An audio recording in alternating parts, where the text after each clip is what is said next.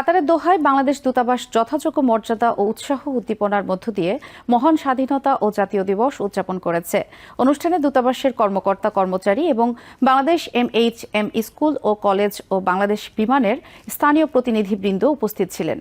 রাষ্ট্রীয় পতাকাবাহী প্রতিষ্ঠানের প্রতিনিধি এবং বাসের কর্মকর্তা কর্মচারীর উপস্থিতিতে রাষ্ট্রদূত মোহাম্মদ হযরত আলী খান জাতীয় পতাকা উত্তোলন ও শহীদ বেদিতে পুষ্পস্তবক অর্পণের মধ্য দিয়ে মহান স্বাধীনতা ও জাতীয় দিবস অনুষ্ঠানের কর্মসূচির সূচনা করা হয়।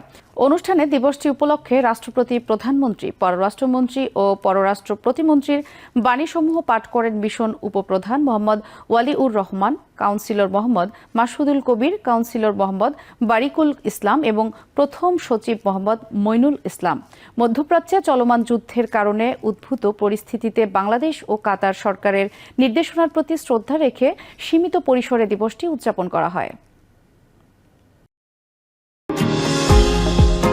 নিউ ইয়র্ক থেকে সম্প্রচারিত TVN 24 টেলিভিশন বিশ্বজুড়ে বাঙালির কণ্ঠস্বর।